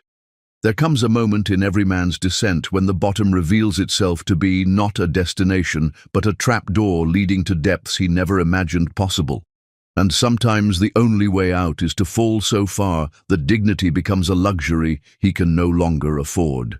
November in Manhattan carried the bite of approaching winter, and Corbin Stubbs felt every degree of it in his bones as he sat in his empty penthouse, staring at the wall of windows that had once made him feel like he ruled the city spread out below.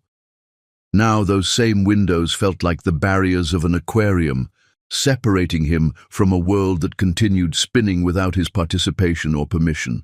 The business was dying a slow, agonizing death. 3 more contracts had evaporated in the past week, each cancellation accompanied by the same vague explanations about strategic realignment and concerns about company stability that had become the soundtrack to his professional destruction. William Anderson had finally said what they'd both been thinking. Someone with serious influence was systematically dismantling Stubbs' development, and they both knew who possessed both the motivation and the resources to orchestrate such precise devastation. The irony was exquisite and torturous. Sophie had been his secret weapon during their marriage, the brilliant analyst who'd reviewed every major deal, who'd caught flaws in contracts that could have cost millions, who'd built the financial models that had made Stubbs' development a powerhouse. He'd taken credit for her insights, had presented her work as his own inspiration, had treated her contributions like background noise rather than the foundation of his success. Now she was using those same skills to tear down everything they'd built together, one calculated move at a time. His phone buzzed with a text from his mother. "Lunch cancelled. I need space to think about the man you've become." Even Eleanor Stubbs, who'd defended him through every childhood transgression and professional controversy, had finally reached the limit of her maternal loyalty. The bottle of Macallan 25 sat on his coffee table, nearly empty, despite having been full when he'd opened it at noon. Alcohol had become his most reliable companion, the only thing that could quiet the voice in his head that replayed Sophie's words on an endless loop. "That ring carries your betrayal, not your love." The penthouse felt like a mausoleum, every room haunted by memories of the woman who'd once shared this space, who'd filled it with laughter and warmth and the kind of domestic happiness he'd been too arrogant to appreciate. The kitchen where she'd made Sunday morning pancakes, the library where she'd read while he'd worked late, the bedroom where she'd waited for him to come home, to choose her over whatever deal or client or mistress had captured his attention that day. Now it was just expensive furniture, arranged in rooms that echoed with his own breathing and the distant hum of a city that had moved on without him. His laptop sat open to a Google search that had become his nightly obsession. Sophie Queen, New York. The results were a parade of professional triumphs and social appearances that documented her transformation from abandoned wife to Manhattan's most sought-after business consultant.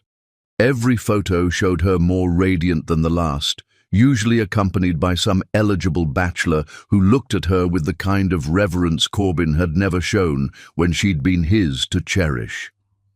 Tonight's particular torture was a society blog post about a charity gala at the Metropolitan Museum of Art. The headline read, "Mystery Maven Sophie Queen Dazzles at Annual Arts Preservation Benefit," accompanied by a photo that stopped his breath completely. She wore a black evening gown that transformed her into something between a goddess and a work of art, her hair swept up to reveal the elegant neck he'd once kissed, her smile radiant as she posed with Thomas Anderson, the pharmaceutical heir who seemed to be her most frequent companion these days. They looked perfect together. Beautiful, successful, the kind of power couple that graced magazine covers and made other people dream of lives they'd never achieve. The article mentioned that Sophie had made a generous contribution to the museum's restoration fund, and Corbin found himself wondering how much money she'd donated. Where had she gotten the resources for philanthropy on this scale? The trust fund from her grandmother was substantial but not limitless, certainly not enough to support a Manhattan penthouse, a consulting business, and charitable giving that impressed society reporters. Unless, the realization hit him like artillery fire. He opened his laptop and began searching through financial records, business filings, anything that might confirm the suspicion growing in his chest like a malignant tumor. It took 3 hours and 2 more glasses of Macallan, but he found it. Sophie Queen Consulting had acquired a silent partner in August, just 2 months after Sophie's disappearance. The investor was listed as SQ Holdings, a shell company that, after considerable detective work, traced back to the offshore accounts that held Sophie's inheritance from her grandmother. But that wasn't the devastating part. The devastating part was the amount of the investment, $47 million. The exact amount her grandmother had left in trust, the money that had been sitting in conservative investments for 6 years while Sophie had lived modestly off the interest, never touching the principal. The money she'd never mentioned during their marriage, had never used to buy designer clothes or expensive jewelry or any of the luxuries that Madison Davis considered necessities. Sophie had possessed the resources to live independently all along. She could have left him years ago, could have built her own empire without his name or his connections or his money. Instead, she'd stayed, had tried to build a life with him, had chosen love over financial independence until he'd made that choice impossible. The laptop screen blurred as the implications sank in. Sophie hadn't disappeared because she was heartbroken or desperate or financially dependent. She'd vanished because she'd finally decided he wasn't worth the effort of trying to fix what he'd broken. And now she was using that same money, the fortune she'd hidden throughout their marriage, to systematically destroy everything he'd built. Every cancelled contract, every withdrawn investment, every mysterious business reversal could be traced to the influence of someone with unlimited resources and intimate knowledge of his weaknesses. His phone rang, the sound sharp in the silence of the empty penthouse. The caller ID showed William Anderson, probably calling with more catastrophic news about another contract that had mysteriously evaporated. "We need to talk." William's voice was grim. "Emergency meeting. My office. Now." "It's midnight, William." "I don't care if it's fucking Christmas. Get down here. I just got off the phone with Morrison Industries. They're not just cancelling their contract, they're considering a lawsuit over the preliminary work we've already completed." Corbin closed his eyes, feeling the weight of inevitable defeat settling over him like a burial shroud. "They can't sue us. The work met all specifications. They're claiming the structural analysis was flawed, that the foundation recommendations wouldn't support the building design, that we either misrepresented our capabilities or deliberately provided substandard work." The words hit Corbin like individual punches. The structural analysis had been Sophie's work. Brilliant, thorough, absolutely flawless.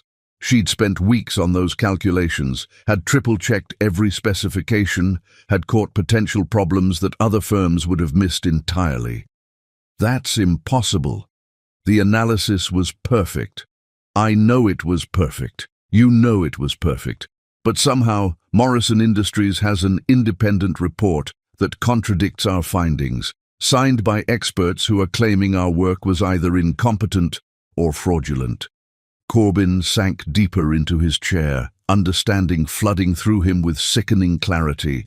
Sophie wasn't just destroying his business, she was destroying his reputation, ensuring that even if he survived the financial devastation, no one would ever trust Stubbs' development again. "There's more," William continued. "The SEC wants to meet with us next week. Something about irregularities in our project financing and questions about whether we've been misrepresenting our qualifications to investors." "What irregularities?" "I don't know yet. But Corbin..." William's voice carried the weight of a friendship that was about to end. "I think you need to tell me everything. About Sophie, about what really happened. Because whatever you did to that woman, she's about to bury us so deep, we'll never see daylight again." The call ended, leaving Corbin alone with the wreckage of his life and the growing understanding that Sophie Queen wasn't just moving on from their marriage.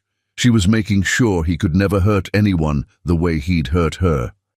He poured the last of the Macallan and walked to the windows overlooking the city that had once felt like his kingdom. Somewhere out there, Sophie was probably asleep in her own penthouse, surrounded by the trappings of success she'd built without his help or his permission. She was winning, and she was doing it with resources and intelligence she'd possessed all along, but had never used against him until she'd made her disappearance the only viable option. The most devastating part wasn't that she'd hidden her wealth throughout their marriage. It was that she'd chosen to be financially dependent on him, had voluntarily given up her autonomy because she'd believed their love was worth more than her freedom. And he'd repaid that trust by calling her ugly and cheating on her with a woman who saw him as nothing more than a bank account with good bone structure. As Manhattan glittered below him like a circuit board of broken dreams, Corbin realized that he'd finally found rock bottom. It wasn't the business failures, or the social humiliation, or even the complete destruction of his reputation. It was the understanding that Sophie Queen had loved him enough to make herself vulnerable. And he'd been too stupid to recognize that vulnerability as the gift it was. Now she was showing him exactly what he'd thrown away, one calculated move at a time. The whiskey burned his throat as he finished the bottle, but it couldn't touch the cold that had settled in his chest. Tomorrow, William would resign from their partnership. His mother would continue avoiding his calls, the SEC would begin their investigation, and Sophie would continue building her empire while his crumbled to dust. He'd thought rock bottom was standing in the rain begging for her attention. He'd thought it was being called sir in a Columbia lecture hall. He'd thought it was kneeling on marble floors while she walked away from engagement rings and broken promises. But he'd been wrong. Rock bottom was this. Sitting alone in his empty penthouse, finally understanding that Sophie Queen had loved him with a fortune at her disposal and had chosen to depend on him instead. And he'd thrown away that trust for a woman who would have left him the moment his bank account ran dry. His obsession was about to explode in the most shocking way. Chapter 9. The Discovery. Obsession is a strange alchemy that transforms love into something toxic, and when that poison reaches critical mass, it drives even rational men to acts of desperate stupidity that would horrify their former selves. The private investigator's office smelled like stale coffee and broken dreams, its filing cabinets stuffed with the secrets of Manhattan's elite and the evidence of their various indiscretions. Marcus Webb had been tracking unfaithful spouses and corporate espionage for 23 years, but he'd never seen a client quite as deteriorated as Corbin Stubbs, who sat across from his desk looking like a scarecrow dressed in what had once been a $5,000 suit. "You want me to follow your ex-wife?" Webb said, his voice carefully neutral as he reviewed the retainer check that would keep his office running for another month. "Mr. Stubbs, I have to ask, have you considered therapy? Or maybe a vacation somewhere far from Manhattan?"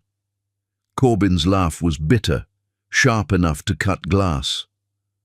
"I've considered a lot of things, therapy, vacation, drinking myself to death. But what I need is information. I need to know where she goes, who she sees, what makes her happy now. I need to understand who Sophie Queen really is." Webb studied his client with the practiced eye of someone who'd seen obsession in all its forms. Corbin had lost at least 25 pounds, his expensive clothes hanging off his frame like borrowed costumes. His hair was unkempt, his eyes were bloodshot, and his hands shook with the slight tremor of someone who'd been using alcohol as medication for too long. "What exactly are you hoping to accomplish with this surveillance?" "I need to find her weakness. Some way to reach her, to make her listen, to prove that I've changed." Corbin's voice cracked on the words. "She treats me like I'm invisible, like I never existed, but she has to have some vulnerability, some way I can show her that what we had was real." Webb had been in this business long enough to recognize the difference between heartbreak and dangerous obsession. This felt dangerously close to the latter. "Mr. Stubbs, I'm going to be direct with you. Following your ex-wife around Manhattan isn't going to win her back. It's going to get you arrested for stalking. I'm not asking you to stalk her. I'm asking you to provide me with information, her schedule, her habits, the places she frequents. I need to understand her life now."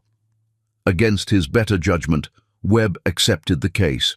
The retainer was substantial. His bills were mounting, and Corbin Stubbs didn't seem like the type to escalate to violence. He just seemed like a man drowning in regret who was grasping for any lifeline that might lead back to the woman he'd lost. The surveillance began immediately, and within 3 days, Webb had compiled a comprehensive profile of Sophie Queen's new life. What he discovered was a woman who'd constructed a routine that was both impressive and heartbreaking in its solitary perfection. Sophie's days began at 5:30 a.m. with a workout at an exclusive Upper East Side gym, where she trained with a personal trainer who looked like he'd been carved from marble. She walked to work regardless of weather, always taking the same route through Central Park that allowed her to feed the ducks at the reservoir. Her office building housed the most successful consulting firm in Manhattan, where she worked 12-hour days with a dedication that suggested someone using professional achievement to fill emotional voids. But it was her evening routine that provided the information Corbin was really seeking. Every Tuesday and Thursday, Sophie Queen took herself to tea at the Blue Box Cafe inside Tiffany & Company, where she sat alone at a corner table, reading business journals while sipping Earl Grey and picking at delicate pastries she never quite finished. It was a ritual that spoke of someone who'd learned to enjoy her own company, but hadn't quite figured out how to fill all the empty hours that solitude provided. Webb's photographs captured her in unguarded moments, stirring her tea while lost in thought, gazing out the windows at Fifth Avenue with an expression that might have been contentment or might have been carefully constructed composure. She was always elegantly dressed, always perfectly presented, but there was something in her posture that suggested she was still learning how to be alone without feeling lonely.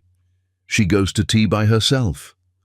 Corbin studied the photographs like they were archaeological artifacts that might reveal the secrets of a lost civilization.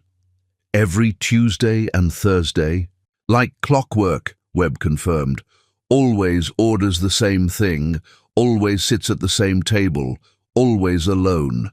Occasionally, someone approaches her, usually men who recognize her from society events, but she's polite and dismissive, never gives anyone more than 5 minutes of conversation.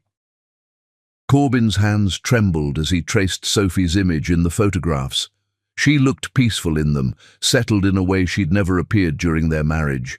Even when she'd been trying her hardest to please him, there had always been an underlying tension in her posture, a frantic energy that came from constantly trying to earn love from someone who'd already decided she wasn't worth the effort.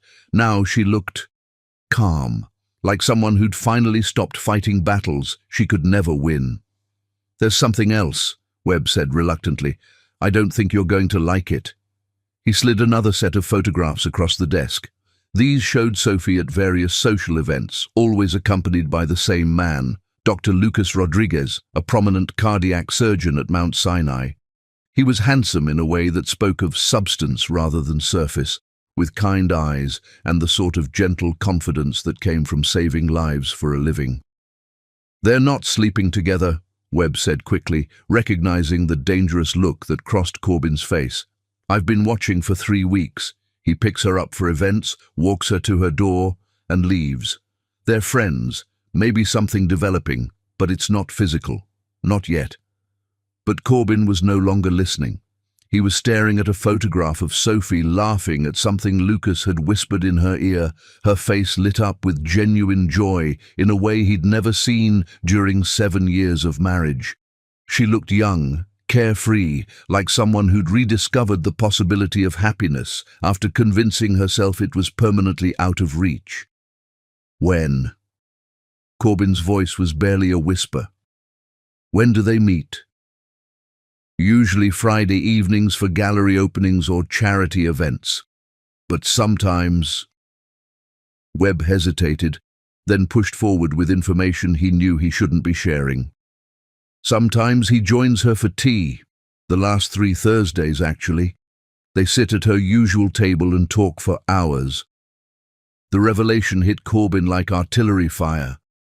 Sophie's solitary tea ritual, the one thing that had seemed vulnerable, approachable, human, wasn't actually solitary anymore. She'd opened that private space to someone else, had allowed another man into the careful routine she'd built around her new life. "Tomorrow is Thursday," Corbin said, his voice carrying a strange calm that worried Webb more than desperate pleading would have. "Mr. Stubbs, I strongly advise against— I need to see her. I need to see them together. I need to understand what he gives her that I never could." Webb tried to talk him out of it, tried to explain that confronting Sophie in public would accomplish nothing except adding another viral humiliation to his growing collection. But Corbin was beyond rational argument, driven by an obsession that had consumed every rational thought and replaced them with the single desperate need to reclaim something he'd thrown away. As he left Webb's office, Corbin felt a strange sense of purpose for the first time in months. Tomorrow, he would see Sophie Queen in her new life, with her new man, in the place where she'd learned to be happy without him, and somehow, in his alcohol-damaged mind, he'd convinced himself that seeing her happiness would provide the key to destroying it, to proving that what they'd had was worth fighting for, to demonstrating that his love, however late, however selfish, was stronger than her contentment. He spent the night planning what he would say, how he would approach her, what words might crack the armor of indifference she'd built around herself. By morning, he'd convinced himself that this confrontation would be different, that seeing her with another man would finally provoke the reaction he'd been craving: anger, jealousy, some proof that she still cared enough to feel something when she looked at him. He was wrong, of course, but obsession has a way of making even intelligent men believe in fairy tales, especially when the alternative is accepting that some stories end not with reconciliation, but with one person learning to be happy while the other learns to live with the consequences of his choices. The irony was that Corbin had become exactly what he'd always claimed Sophie was during their marriage: desperate, needy, willing to sacrifice dignity for scraps of attention from someone who no longer wanted to give it. Tomorrow would be Thursday. Tomorrow, Sophie Queen would sit in her favorite cafe with a man who appreciated her company, while Corbin Stubbs would lurk in the shadows like a ghost haunting his own former life. And for the first time since this obsession began, he would finally understand that some love stories don't end with reunion. They end with one person learning to value themselves enough to close the door on those who had failed to see their worth when it mattered. What happened next would change everything forever. Chapter 10. The Tea Cafe Shock. Sometimes the heart's desperate gambles pay off in ways that have nothing to do with winning or losing, and everything to do with two broken people finally seeing each other clearly for the first time in years. The Blue Box Cafe inside Tiffany & Company existed in a world where everything was perfect, from the robin's egg blue walls to the delicate bone china that transformed afternoon tea into an art form. Fifth Avenue stretched beyond the windows like a river of possibility, while inside, conversations were conducted in the hushed tones reserved for sacred spaces and expensive mistakes. Sophie Queen sat at her usual corner table, a vision in navy cashmere that transformed the simple act of stirring tea into something approaching ballet. Across from her, Dr. Lucas Rodriguez watched her with the kind of patient attention that spoke of a man who'd learned to listen before speaking, to observe before judging, to value substance over surface. The Morrison Industries consultation is fascinating, Sophie was saying, her voice carrying the enthusiasm of someone who'd rediscovered professional passion after years of having her insights dismissed or credited to someone else. They think their problem is structural engineering, but it's actually organizational psychology. The building failures are symptoms of communication breakdowns between departments that haven't spoken honestly in 5 years. Lucas smiled, the expression transforming his already handsome face into something that could have powered the cafe's chandeliers. You see everything as a puzzle to be solved, don't you? Even broken buildings become metaphors for broken relationships. Maybe that's why I'm good at fixing companies, but terrible at fixing marriages. The words came out lighter than Sophie intended, but she caught herself immediately. Sorry, I don't usually bring my personal disasters to tea. Your personal disasters led you to become the most sought-after consultant in Manhattan. I'd say you've managed the transition admirably. Sophie stirred her Earl Grey with mechanical precision, her mind wandering to places she usually kept locked during business hours. 6 months of transformation, 6 months of building a life that was entirely her own, and she was finally beginning to believe that happiness might be possible without the constant anxiety of trying to earn someone else's love. Lucas represented something she'd forgotten existed, the possibility of being valued for who she was rather than who someone else wanted her to become. He was brilliant, without being arrogant, successful without being cruel, handsome without being vain. More importantly, he looked at her with genuine interest rather than the calculating assessment she'd grown accustomed to receiving from men who saw her beauty as a prize to be won rather than a person to be known.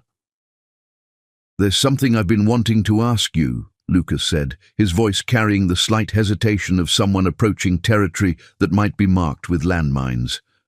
"Ask away." "The charity gala next Friday. Would you consider attending as my guest rather than just a colleague? I know we've been taking things slowly and I respect your need for space, but I'd like to explore the possibility of this becoming something more than friendship." Sophie's heart performed a small somersault that had nothing to do with caffeine and everything to do with the realization that she was ready to consider opening her heart to someone who might actually deserve the privilege. "Lucas, How dare you touch my wife?" The voice exploded through the cafe like a bomb detonating in a library. Every conversation stopped, every teacup froze halfway to lips, every head turned toward the source of the commotion that had just shattered the afternoon peace of Manhattan's most civilized establishment. Corbin Stubbs stood in the cafe's entrance like an avenging angel who'd lost his way and forgotten his purpose. His expensive suit hung on his frame like borrowed clothes. His hair was disheveled from running his hands through it during the 40-minute vigil he'd maintained outside Tiffany's, and his eyes blazed with the kind of desperate fury that came from months of obsession finally reaching critical mass. He moved toward their table with predatory focus, his attention locked on Lucas Rodriguez with the intensity of someone who'd found a target for rage that had been building since the night Sophie disappeared from his life. "Corbin." Sophie's voice was perfectly calm, the tone she might use to address a waiter who'd delivered the wrong order. "This is unexpected." But Corbin wasn't listening to Sophie. His entire focus was on the man sitting across from her, the man who dared to occupy the space that had once belonged to him, who had somehow earned the right to see Sophie's genuine smile, a privilege Corbin had possessed for 7 years and had been too blind to appreciate. "I said, get your hands off my wife." Corbin's voice carried across the cafe with enough volume to ensure that every patron, every employee, and every person within a city block would remember this moment for the rest of their lives. Lucas rose from his chair with the controlled movements of someone who dealt with agitated family members in hospital emergency rooms and understood that emotional volatility required careful handling. At 6'2", he had 4 inches on Corbin, but more importantly, he carried himself with the confidence of someone who'd never needed to prove his worth through intimidation. "Sir, I think there's been a misunderstanding." "Misunderstanding?" Corbin's laugh was sharp enough to cut crystal. "The misunderstanding is you thinking you can waltz into her life and play house with my wife while I'm still breathing." Before Lucas could respond, before Sophie could intervene, before anyone in the cafe could process what was happening, Corbin grabbed the front of Lucas's shirt and shoved him backward with the desperate strength of a man who'd lost everything else and was now reduced to fighting for scraps of a love that no longer existed. The cafe erupted in shocked gasps. Phones appeared like magic, their cameras capturing every second of what was rapidly becoming the most spectacular public meltdown in Tiffany and Company's recent history. Security guards materialized from hidden alcoves, moving toward the confrontation with professional urgency. "Corbin!"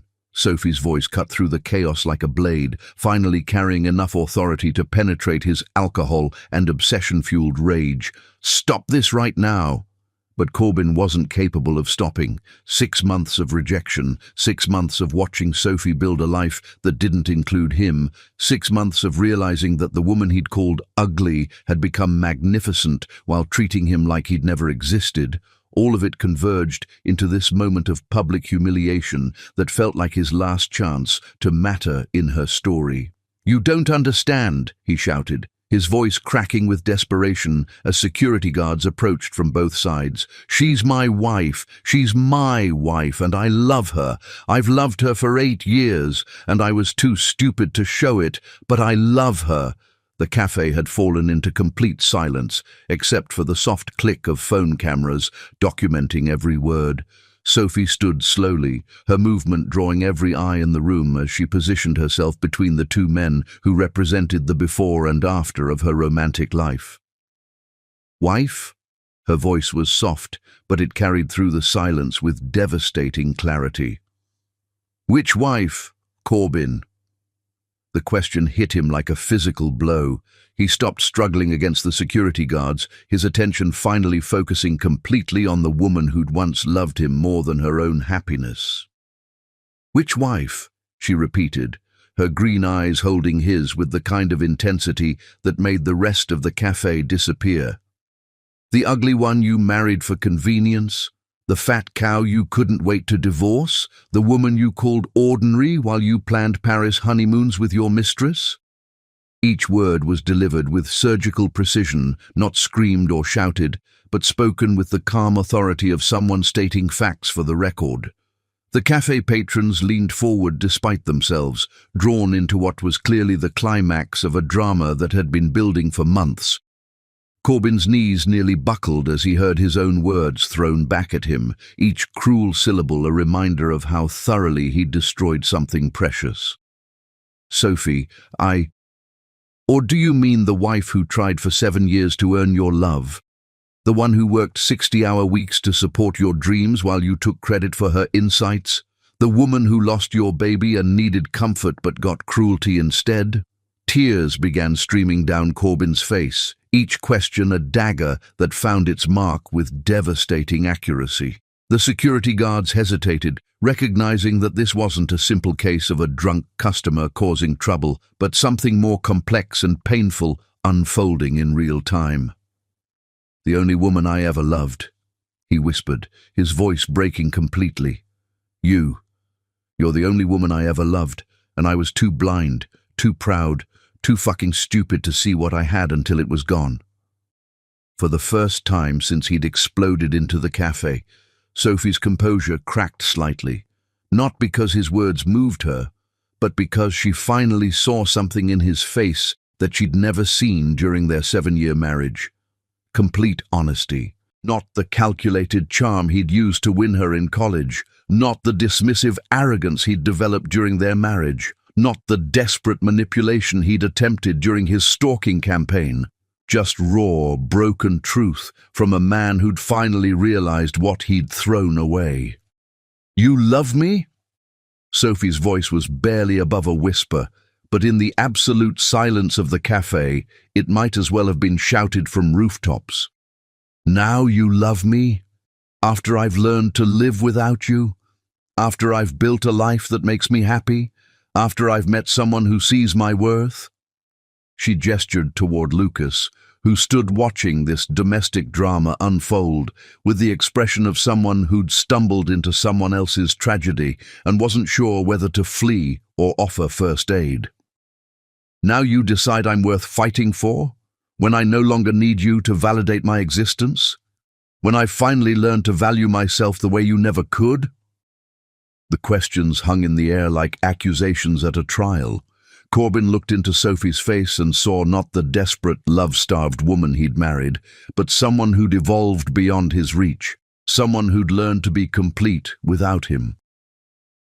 "I know I don't deserve forgiveness," he said, his voice carrying through the cafe with the weight of complete surrender. "I know I destroyed everything good between us. I know I called you ugly when you were beautiful, ordinary when you were extraordinary, worthless when you were the best thing that ever happened to me." He dropped to his knees in the middle of Tiffany's Blue Box Cafe, surrounded by Manhattan's elite, captured by dozens of cameras, reduced to the kind of public desperation that would follow him for the rest of his life. "But I see you now, Sophie. I see who you really are, who you always were, and I would give anything, my money, my business, my life, for one more chance to love you the way you deserved to be loved from the beginning." Sophie stared down at him for a long moment. This broken man who'd once controlled every aspect of her existence, who'd made her feel worthless and desperate and grateful for scraps of affection that should have been freely given. Then, slowly, she knelt down beside him, her movement causing a collective intake of breath from every person in the cafe. "Corbin," she said softly, her hand touching his face with the gentle precision of someone examining a wounded animal. "Look at me." He raised his eyes to meet hers, and for the first time in their 8-year history, they truly saw each other. Not the roles they'd played, not the expectations they'd failed to meet, not the people they'd pretended to be, but the damaged humans they actually were. "I forgive you," she whispered, and the words carried through the cafe like a benediction. "Not because you deserve it, but because I finally understand that you were as broken as I was. You just broke differently." Hope flickered in Corbin's eyes like a candle in a hurricane. "Does that mean—" "It means I forgive you for being exactly who you were when we met. A boy who'd never learned how to love anyone, including himself. And it means I'm grateful to you for destroying our marriage, because losing you taught me how to find myself." She stood up, her movement decisive and final. "But forgiveness doesn't mean reconciliation, Corbin. It just means I'm not going to carry your poison anymore." The hope in his eyes died as he realized that forgiveness could be more devastating than hatred, because it meant she cared enough to release him, but not enough to rebuild what they'd broken together. "Sophie, please." "Lucas," she said, turning to the man who'd watched this entire drama unfold with remarkable grace. "I believe you asked me a question earlier." Lucas stepped forward, his hand finding hers with the natural ease of someone who'd learned to appreciate what he'd been given rather than mourn what he'd lost. "I did. The answer is yes. I'd love to attend the gala with you, as your guest, not just your colleague." She looked back at Corbin one final time, her expression carrying not hatred or anger, but something that might have been pity mixed with genuine sadness for what they'd both lost. "Goodbye, Corbin. I hope you find someone who can love you better than I could, and I hope you learn to love them better than you loved me." As Sophie and Lucas walked toward the cafe's exit, past the silent patrons and clicking cameras, past the security guards and shocked employees, Corbin remained on his knees in the middle of Tiffany and company, surrounded by the wreckage of his public humiliation and the devastating realization that sometimes love arrives exactly when it's too late to matter. The cafe slowly returned to life around him, conversations resuming in hushed tones, but Corbin barely noticed. He'd finally told Sophie Queen the truth about how much he loved her, and she'd responded by choosing someone else, someone who'd learned to value her before he needed to beg for the privilege. Outside on Fifth Avenue, Sophie linked her arm through Lucas's and smiled up at him with the kind of genuine happiness that had nothing to do with her past and everything to do with the future she was finally brave enough to embrace. "That was," Lucas started. "Necessary," Sophie finished, "for both of us." As they walked toward their new beginning, Corbin Stubbs knelt alone in the place where his marriage had truly ended, not with lawyers or papers or bitter arguments, but with forgiveness that felt like funeral bells and the sound of a woman's heels clicking away from him forever. But was this truly the end, or just the beginning of a love stronger than betrayal? For Sophie Queen and Lucas Rodriguez, it was certainly a beginning. For Corbin Stubbs, kneeling in the ruins of his public humiliation, it was the end of one story, and perhaps, if he learned from his spectacular failures, the start of a journey toward becoming someone worthy of the love he'd been too blind to cherish when it was his to claim. Sometimes the greatest love stories are not about getting the person back, but about loving them enough to let them find happiness elsewhere. And finally, learning to love yourself enough to become someone capable of deserving love in return. The end.